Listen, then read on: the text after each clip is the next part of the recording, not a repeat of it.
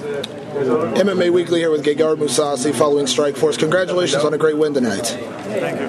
Gegard, going into the fight, obviously everyone knew Sokoudjou was a very dangerous fighter, especially early on in the fight. What was your game plan to kind of deal with his early flurry?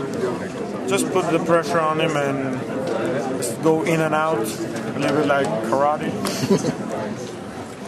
Obviously, he got the good throw early in the first round. Did that surprise you at all with his power, or was it just a matter of his judo? You reversed it pretty quick after, but...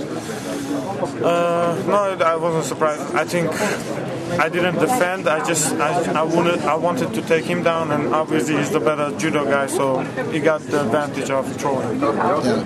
When you got him on the ground, though, you were able to reverse positions several times in the fight, kind of put him in the bad position. Was that kind of the game plan, just to kind of keep him off balance the entire time? I worked a lot on reverse and escapes, being in better positions, so I was very confident that even if the fight would go on the ground from back or mount position, I would be in a good spot.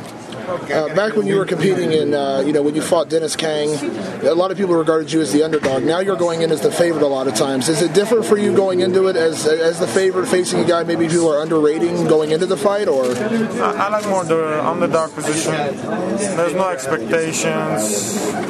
So that's better for me because I don't like to be the favorite.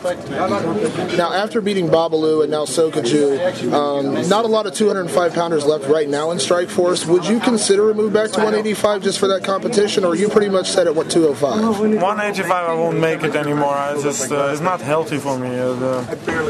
So 185, I will never do. Maybe for experiment, go for heavyweight, but that's also too soon. I'm just gonna stick with 205. And there's a lot of good fighters coming now, and with a lot of shows with Dream and cooperation with M1 Global and Strikefoce. Next year I heard they have 20 shows, so eventually they will build up contenders, and I'm pretty sure I will have tough opponents in the future. Is there anybody out there right now, just in your mind that you'd like to fight? No one in particular. No. And obviously, you mentioned the Dream deal, bringing over fighters like that, maybe the return of like a Ricardo Arona, someone else mentioned maybe a Dan Henderson coming in. Are those the kind of fights that would excite you? Yeah, definitely. I think it depends on what's best for the U.S. market. I think a fight against Dan Henderson is much more interesting than fighting like a guy as Ricardo Arona, because he's from Brazil, I'm from Holland, so it's not that important. But it depends on the opponent and what Scott decides and what the audience wants to see. Since your last couple of fights being in America, the American fans really seem to be good behind you, rooting for you. How does that make you feel? Because I know it's a big deal to have the American market behind you as a fighter.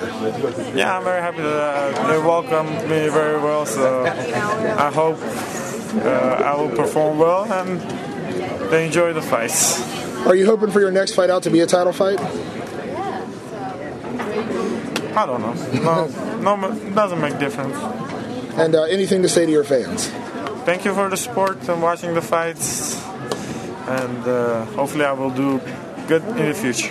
Thank you very much. No problem.